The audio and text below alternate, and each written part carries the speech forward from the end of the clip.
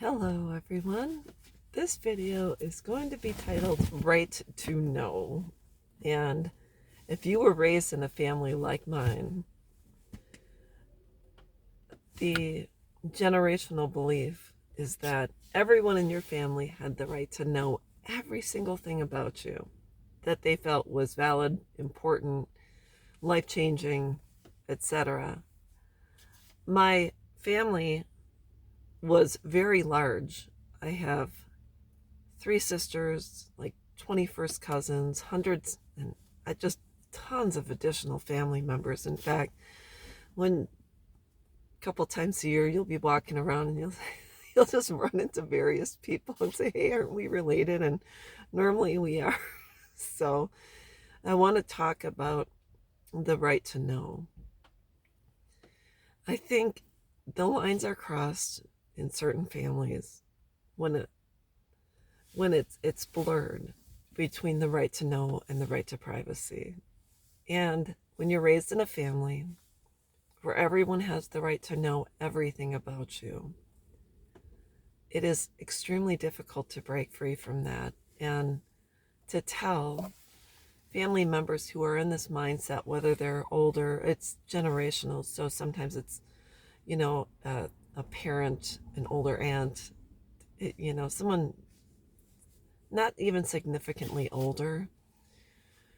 But it comes down to the fact that every single part of your life, when it comes to school, which, is kind of a surface thing, relationships, having children, and making any life decisions when, if you have to have surgery, if you're going through a divorce, if you've lost a child, a lot of that in your family is all encompassed, and it kind of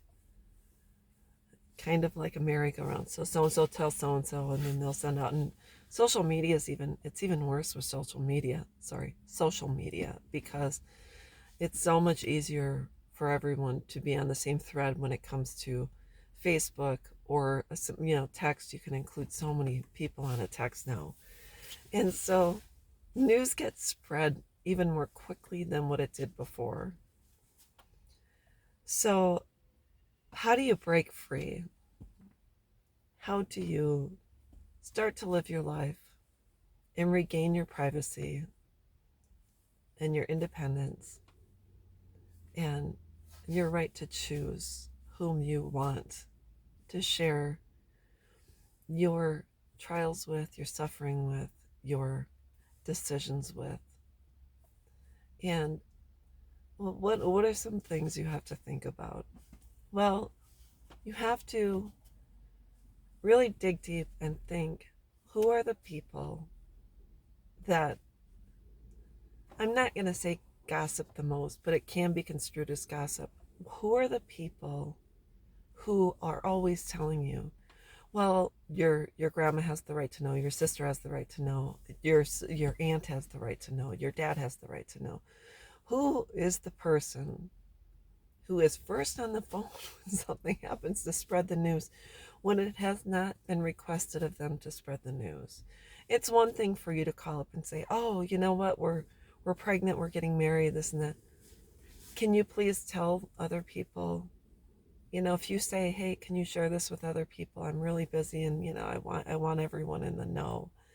There's coming up, we're having a party on, let's just say, the 17th of June. We're having a party, we're having a cookout. Can you spread the news? I'm really busy, but can you start letting people know?" And that's the time and place when you make a decision that you want to share that with other people. Well, when it comes to things, for me, I'm very personal. I'm very private when it comes to things I'm going to be going through or decisions I'm going to be making. I'm really selective about who I share that with.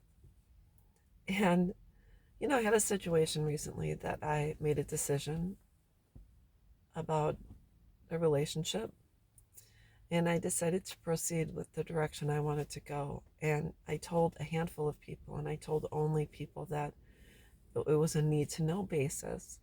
So I told only people that needed to know. And when I was ready to share the information with everyone else, I kind of put little clues up by posting various pictures or whatever that would link. It was kind of like a puzzle that would link everyone and give everyone clues as to what I was trying to share. And I did that, and people were kind of taken aback, and they're like, "Are you saying XYZ?" And I said, "Yes." And so I kind of was able to savor that moment for myself and my person, the person I had the experience with. And then I shared as I wanted people to know, and I'm allowing my partner to share as he feels that he wants people to know. So I think for me, it got easier on a need to know basis, or my right to share, when I found someone who believes I have my right to privacy, who is on the same page when it comes to privacy. What I see a lot of times with couples, you'll have a wife who wants to share everything and a husband who is very, very quiet, very private, and would rather savor the moments a little more, would rather have it be a little bit more special, a little bit more intimate, a little bit more private. So I think for me, it was easier to make the decision to keep my choice private because I have a partner who believes in that same privacy and who believes in the same value, and it's just the way it is. So I don't think everyone has the right to know the decisions that you're making, the experiences that you're going through.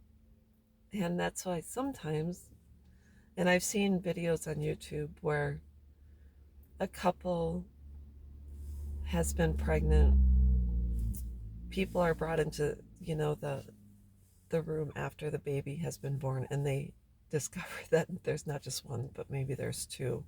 Or couples pregnant for their own personal reasons, they have chosen to keep it private, and they have a reveal party maybe later.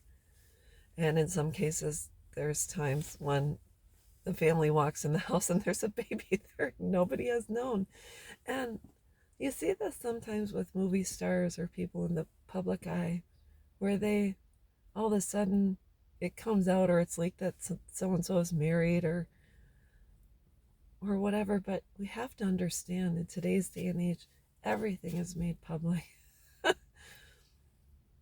And in my situation, and part of my situation is that I am disconnected from my oldest sister for good reason. And there's just been a lot of, uh, you know, I, there's just been a lot of pain inflicted, intentional pain inflicted. So, I was in relationships with other family members who were still in had a relationship with my sister. And one person in particular, I wanted to continue to have, conversational and personal relationship with. And this person would say, well, I'm going to tell your sister because she has the right to know. And I think the lines are absolutely blurred when you're dealing with someone who knows someone has caused you intentional pain, and they still feel that person has the right to know. There's something absolutely wrong. And the only time things are going to change is when you choose to change them. And you choose to say, I'm sorry. When you choose to say, I am not going to share this with you, and I chose not to share this with you simply because you can't keep your mouth shut. You don't value my privacy. You don't value my individuality. You don't value me as a person. And so I can't share it with you because you will tell everyone, including probably the neighbor you didn't have never met or talked to. You'll probably walk to their house, knock on the door, say, hey, can I get a cup of sugar? And by the way, my daughter's getting married. My daughter's having whatever. There's a reason why sometimes you shouldn't share things. And I believe it's because people will negate, water down, and rain on your parade.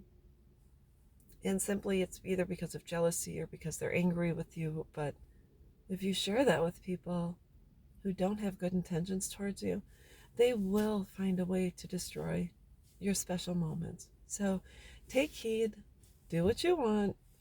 But for me, I don't believe everyone has the right to know, and I think you have to really choose wisely about who you're going to share things with. So, anyways, that's all I wanted to talk about.